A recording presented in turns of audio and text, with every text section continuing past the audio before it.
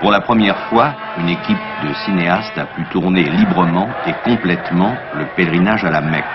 C'est naturellement une équipe musulmane qui a obtenu cette autorisation des autorités d'Arabie Saoudite, une équipe musulmane tunisienne dirigée par Mohamed Ben Smaïl. Ben Smaïl, pour vous, ce reportage était-il aussi un pèlerinage? Oui, nous étions 5 musulmans à faire cette opération, à la mener à bien, et nous étions tenus, en fait, de nous habiller comme tous les pèlerins, de faire les rites des pèlerins. Que se passe-t-il là? Ce sont des mesures sanitaires que prennent les autorités saoudiennes à l'arrivée. On saupoudre, on envoie des jets de DDT. Combien de pèlerins y a-t-il eu cette année à la Mecque? Il y en a eu 1 300 000, dont 400 ou 500 venant de l'extérieur et le reste de l'Arabie Saoudite et des pays arabes environnants. Plus de riches que de pauvres? Beaucoup plus de pauvres que de riches, en fait. Les musulmans que vous voyez là, par exemple, qui sont assez âgés, amassent des sous petit à petit pendant des années pour venir là habiter souvent chez l'habitant ou bien camper ou bien... En tout cas, ce ne sont pas des capitalistes pour la plupart des cas. Quand on arrive à Djeddah, car ici nous sommes à Djeddah, sur la grande place de Djeddah. C'est bien cela. Quand on arrive à Djeddah, que fait-on? On se réunit, on passe un jour ou deux, on fait la connaissance de son guide qui va être pour les pèlerins aussi bien un guide touristique qu'un guide spirituel qui vous fait faire tous les rites du pèlerinage. Ensuite, ce pèlerin organise votre départ sur la Mecque. Ce guide du moins, oui. On le loue? Oui, on le loue, il est un service complet en fait, il vous loue ses services pour tout le pèlerinage. Ici c'est un contrôle? Ici il y a un contrôle de police effectivement, il y en a 2 même. Que demande-t-on? On vous demande de prouver que vous êtes bien musulman et pour cela on consulte votre passeport et il suffit que votre prénom atteste de votre qualité de musulman pour que vous passiez. Par exemple? Par exemple, si vous vous appelez Ali ou Hassan ou Ahmed, ça suffit. Oui. Ce panneau signifie qu'on ne peut pas aller plus loin si on n'est pas musulman. Ce panneau indique que les non-musulmans ne peuvent pas passer au-delà de cette limite.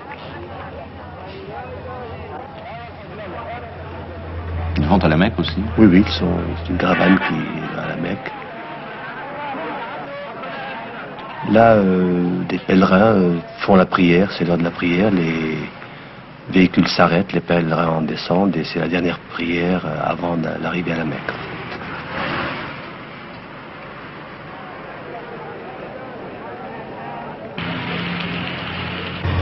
De Djeddah à la Mecque, quelle distance y a-t-il? 75 km.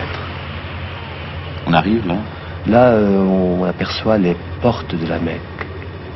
Les anciennes portes de la Mecque qui sont maintenant partiellement détruites. Ce sont les Turcs qui les ont construites. Nous entrons à partir de là dans la circonscription de la Mecque, dans l'espèce de la zone de la Mecque. Et là, les pèlerins commencent à réciter des prières d'une certaine manière, plus ferventes. Combien d'habitants à la Mecque normalement? Normalement 30 000 habitants, voici la ville. Assez inattendue. Et en période de pèlerinage, la même ville contiendra 1 million, donc près d'1 million de personnes. Là, on vient d'apercevoir l'enceinte, puis la Kaaba elle-même. Voici la Kaaba, un cube simple, construit en grosse pierre et habillé de noir. À peu près une quinzaine, une vingtaine de mètres de côté. C'est une simple chambre vide, aux murs nus. Le pèlerin, dès qu'il arrive, est tenu de se rendre à la Kaaba, dans cette enceinte de la mosquée de la Kaaba, et de faire le tour du temple 7 fois. La Kaaba, c'est la maison de Dieu. C'est la maison de Dieu, c'est bien cela, construite par Abraham sur l'ordre d'Allah. En litière, là, ce sont... En litière, ce sont des gens soit infirmes, soit trop vieux pour pouvoir se mêler à cette cohue, à cette foule et accomplir le rite. Dans le coin, la pierre noire qu'on verra plus précisément tout à l'heure.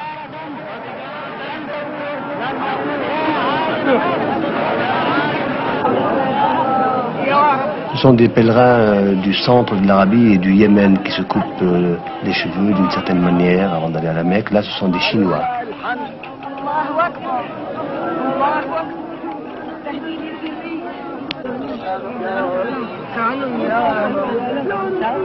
Ce sont des prières personnelles qu'ils font? Oui, ce sont des prières personnelles, chacun selon son vœu, selon ce qu'il attend de Dieu.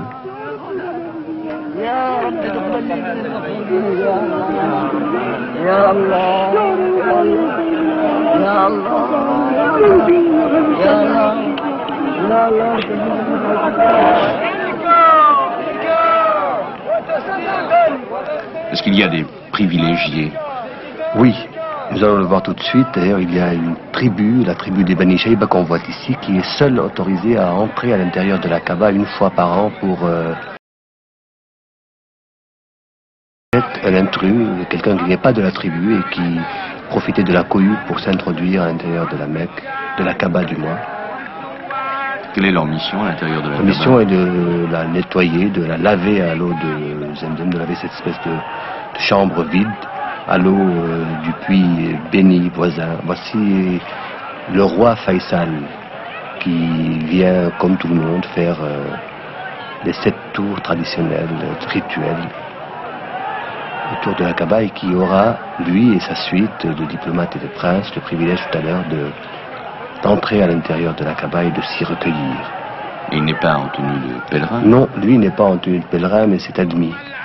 Quelle est la tenue de pèlerin? La tenue de pèlerin consiste à avoir autour des hanches un genre de pan, une étoffe blanche, non cousue, et une autre étoffe blanche au-dessus des épaules. L'important est qu'il n'y ait pas de couture. Il ne faut pas qu'il y ait de couture, rien sur soi de cousu.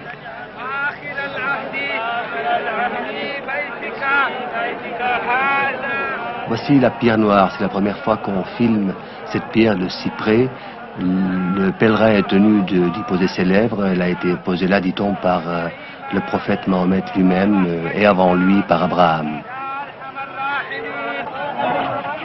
Le puits béni de Zemzem, les pèlerins s'aspergent de son eau et ils plongent leur propre linceul qu'ils apportent avec eux, que certains d'entre eux apportent avec eux, et avec lesquels ils seront ensevelis du jour de leur mort. Chaque pèlerin n'apporte pas son linceul? Pas tous, ceux qui y pensent. On voit ces linceuls séchés là-haut, dans la cour même de la Kaaba. Voici un rite important du pèlerinage, c'est l'aller-retour 7 fois entre 2 collines, une qui est au premier plan et l'autre qu'on voit là-bas au fond. Elles sont séparées de 500 mètres. Elle s'appelle la colline de Safa et de Marwa. Elles sont maintenant recouvertes, c'est devenu un grand corridor avec un sens obligatoire. On fait 7 fois l'aller-retour pour commémorer cette même distance qui a été parcourue par Agar, abandonnée là par Abraham avec son fils Ismaël. Elle faisait l'aller-retour entre les 2 collines à la recherche de secours pour son fils, pour son bébé de fils, donc, qui, grattant le sol, a fait apparaître le puits de Zemzem, le puits béni de Zemzem, et c'est en commémorant cet événement, ce miracle, que Abraham a construit cette Kaaba qu'on voit devant nous. Nous assistons ici à la prière du vendredi, un des plus hauts moments du pèlerinage. Les pèlerins sont disposés en cercle concentrique autour de la Kaaba. Il ne s'agit plus de se tourner vers un point déterminé. Il suffit de regarder la Kaaba.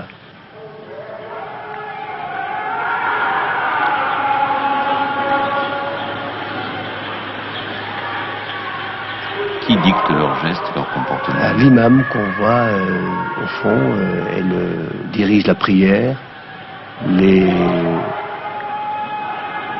pèlerins répètent ses paroles et ses gestes, et il y a un crieur près de l'imam qui transmet par micro et par haut-parleur,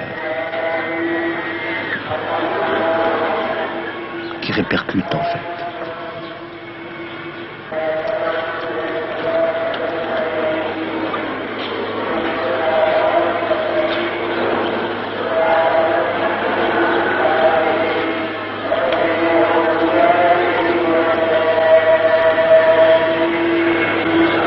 « 150 000 personnes font la prière, ils s'entassent jusque dans les rues voisines qu'on voit ici et prient à même le sol. » Voici un embouteillage monstre, c'est le départ de la Mecque vers Arafat. Arafat, un genre de plateau nu à quelques 20 km de la Mecque, où les pèlerins doivent se trouver un jour déterminé, la veille de l'Aïd, et doivent se trouver au coucher du soleil. Voici ce plateau où s'est installé en quelques heures un village monstre de toiles, de tentes. Il fait très chaud. Il fait en moyenne 40 degrés à l'ombre. L'ombrelle est nécessaire.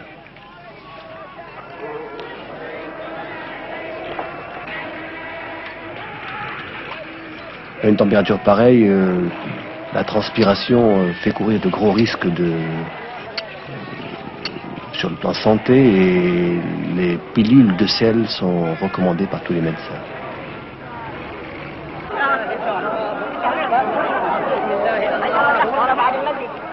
En attendant le coucher du soleil, on ne fait rien. On prie, on est en prière. Voici le roi Faisal qui poursuit son pèlerinage, et il porte cette fois la tenue rituelle.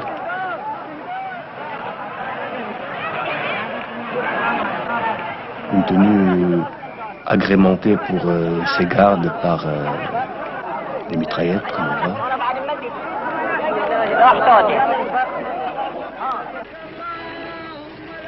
C'est sur cette colline, au fond, que le prophète Mahomet a fait son dernier sermon. C'est là qu'il a accompli son dernier pèlerinage. C'est là qu'il a dit le dernier verset du Coran. Aujourd'hui, j'ai achevé de vous édifier votre religion et de vous donner l'islam pour loi. Nous sommes à quelques minutes du coucher du soleil. C'est le moment réputé propice aux vœux, à la prière, à la supplique. Dieu fasse que nos morts soient bénis et que nos vivants soient épargnés, que nos prières soient acceptées, que nos malades soient guéris et que la grâce soit sur nous.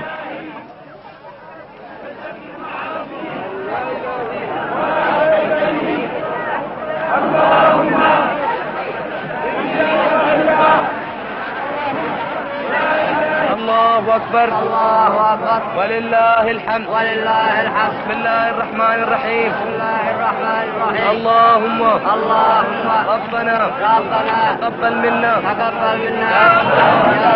وعافنا واعف عنا وعلى طاعتك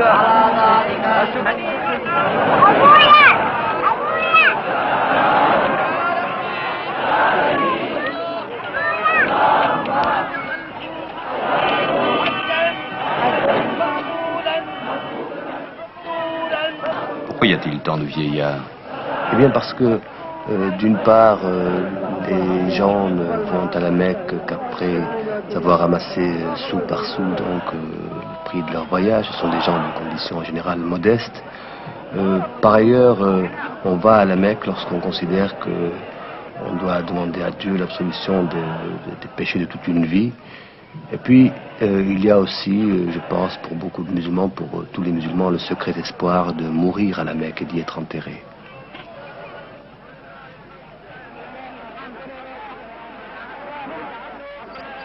Voilà, alors la cérémonie d'Arafat est terminée, on redescend, la colline se vide, et en attendant le jour de l'Aïd, qui est le lendemain, l'Aïd el-Kébir, on cherche, on réunit les 29 cailloux nécessaires à la lapidation des 3 diables que l'on retrouvera quelques heures plus tard à Mina. Voici Mina, la ville de Mina, qui est à mi-chemin entre Arafat et la Mecque. Nous sommes le jour de l'Aïd el-Kébir, la fête du sacrifice, qui commémore le sacrifice d'Abraham, comme vous le savez. Voici le frère du roi, qui est en même temps préfet de la Mecque et qui veille sur les opérations du pèlerinage. 300 000 têtes de bétail, de moutons, de bœufs, de chameaux, de chèvres sont sacrifiées tous les ans. On en distribue à des pauvres, aux pauvres de l'endroit, mais surtout on enterre tout cela très très vite, car à une température pareille, les risques d'épidémie sont considérables. Combien vaut un mouton? Un mouton vaut autour de 8000 francs français anciens. Ce sont les Séoudiens qui les vendent? Ce sont des organismes de commerce, des commerçants, des négociants et même des guides. Là, des bulldozers qui enterrent donc les restes de sacrifices de la boucherie. Et tout de suite après, des mesures sanitaires immédiatement, car encore une fois, les risques sont très très gros. Il y a eu de graves épidémies autrefois? Il y a une quinzaine d'années, des épidémies épouvantables. Depuis, les Séoudiens soumettent le pèlerin à des obligations très importantes sur le plan de vaccination, carnet de santé, etc. Et chaque délégation a avec elle son médecin, ses ambulances en général, car il existe des délégations officielles de pays musulmans.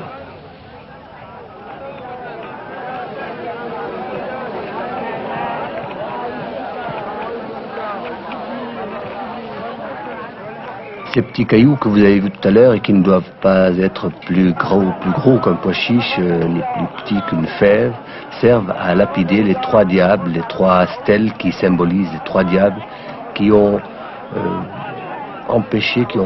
tenté d'empêcher Abraham de sacrifier son fils Ismaël comme le lui demandait Allah. La tradition veut que Ismaël et Abraham ont lapidé les diables pour chasser la tentation.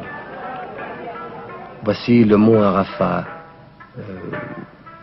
qui abritait cet énorme camping que nous avons vu tout à l'heure, qui est maintenant vide. Vide pour un an. Vide pour un an, effectivement. De même, la ville de Mina est tout aussi vide.